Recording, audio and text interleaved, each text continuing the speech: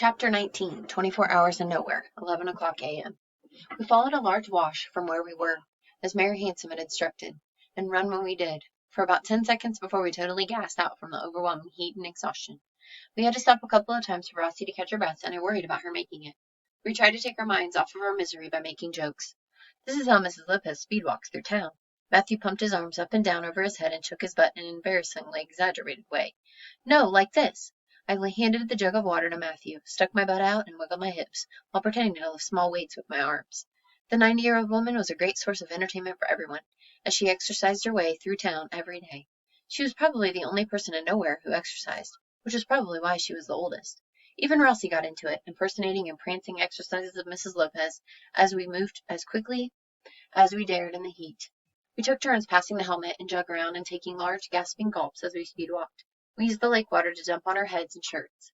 The drinking water was gone before we reached town, but I could see the Nowhere Market and ostrich farm as we made our one last turn around the mountain. The ostriches lounging in the shaded part of their enclosure, hiding from the heat of the day, as though anyone could hide from it. We walked quietly the last 100 yards or so, too tired and hot to joke any more.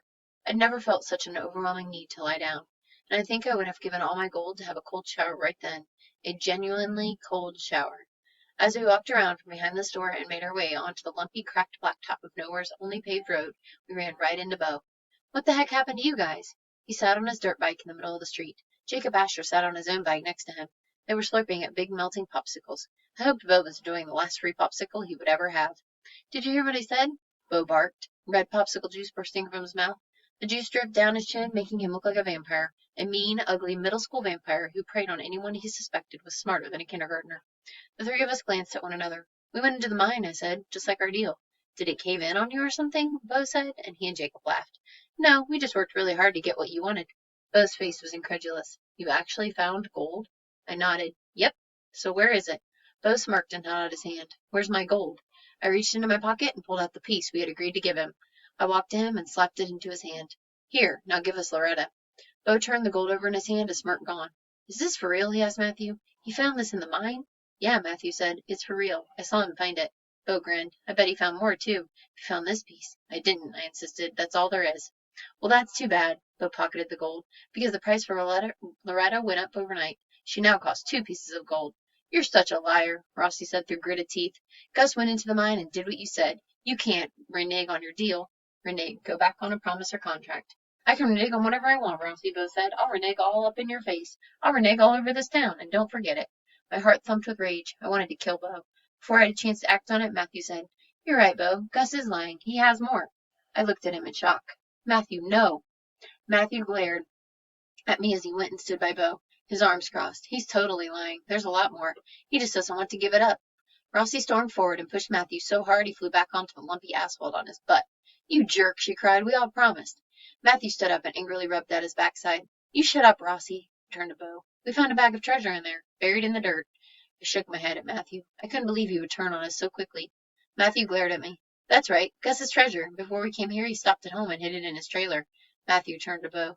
Jewels, a whole bag of them. They're worth a lot more than the gold, too, I bet. Rossi glanced at me, confusion on her face. Then she turned back to Matthew. You jerk, she muttered. Matthew stared at her. I bet I'll trade Loretta for the bag of jewels. Won't you, Bo? Sure, if they're real. Oh, they're real, Matthew said. You'd better bring Loretta to Gus's trailer so they don't try to go back on their deal. I'll bring her, but you better make sure all the jewels are there. Don't worry, Matthew said. I counted them. There are 17. He raised his eyebrows at me, and I nodded slightly. Yeah, Matthew said more confidently. This time, 17. Renewed with energy and adrenaline, Rossi and I ran across town to my trailer. We snuck in my bedroom window. While Rossi waited, I opened my bedroom door to peek out and see if my grandma was there. She was sitting in her chair, watching TV. Hey, Grandma, I called. She didn't look at me. There was a pretty intense brawl happening on the screen.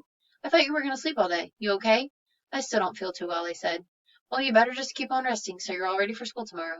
Will do. I shut the door and turned to my table. I opened it and pulled out the bag of jewels. The brown bag they were in had a cheesy Pirates of the Caribbean logo on it, so we dumped the gold into the pirate's bag and put the jewels in the old leather bag we'd found in the cave. I put the bag of gold on my side table, and then Rossi and I jumped back out of my window. We stood there waiting for them to show up. After a couple of minutes, we saw 3 dirt bikes coming up the road, Bo on his bike, Matthew on his, and Jacob on Loretta. The 3 of them pulled up to us and removed their helmets and goggles. He squinted at Bo. Give me your word? No going back this time. We have too many witnesses. Bo grinned. Of course, you give me the jewels, I give you Loretta. I glanced at Rossi. She nodded. I walked to Bo and handed him the bag, which he immediately dumped into his palm. I knew if he inspected them too closely or bit one, or really just suddenly grew a few extra brain cells, he would realize they were totally fake. They're all there, I said, trying to distract him. All 17. Matthew must have had the same idea because he said, just give them Loretta and let's get out of here, Bo. We need to get to the race. Bo shrugged. Deal's a deal. He walked Loretta slowly to Rossi. I watched him warily, still skeptical about him keeping his end of the bargain.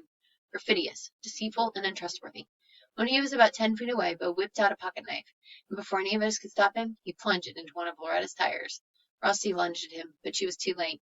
He got the other tire, too. What are you doing? Matthew screamed. You made a deal. Bo seemed confused at Matthew's outburst. What? They gave me the jewels. I gave her Loretta. What do you care anyway? He snorted. You made friends with these losers last night, didn't you? Bo walked to within about 1 inch of Matthew. You're friends with this girl? Matthew stood up and tall and didn't move. You're no one's friend, Bo. Bo laughed heartily right in Matthew's face, then he turned to Rossi. Good luck at the race today. He jumped back on his bike and peeled off, dirt spraying everywhere. Jacob stood there watching Rossi as she sat on the ground next to Loretta. He looked up at me and Matthew. Sorry, he mumbled. Then he turned and ran off. Rossi was on her knees inspecting the damage to her tires. She looked totally defeated. I opened the pocket watch and checked the time. It was nearly 12. We'll figure it out, Rossi. I refused to believe that after everything we had gone through, this was how it would all end. She shook her head. Most of her ponytail had come loose again, and her long dark hair obscured her face. A mess of tangles and sweat and cave dirt and lake water. There's no way, Gus. It's impossible now. Matthew stood over her. I'm sorry, Rossi. She stared at the ground. I know you are. It's not your fault. Then Matthew burst out. What a bunch of garbage. He threw his arms around like he wanted to hit something. Like there was nothing to hit except sweltering, hazy air. I can't believe that guy. What can't you believe? I said. This is who you've been hanging out with for the last 4 years. Don't you know who he is? Matthew batted at the air a few more times, cursing and huffing. Then he twisted his hands together. He looked down at Rossi. He looked at me. He looked back down at Rossi. He stopped twisting his hands. You can use my bike, Rossi. She peered up at him with squinted eyes. What? You can use my bike. She shook her head. You can't do that. Yes, you can. You're going to.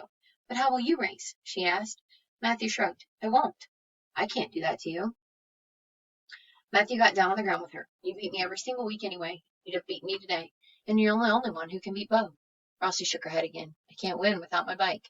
I stepped forward. Rossi, I said, I know you love her, but Loretta's a piece of junk, scrapped together with cheap parts. I got down on the ground with the two of them. Rossi gazed at me from under her hair. It's not the bike, Rossi. It's you.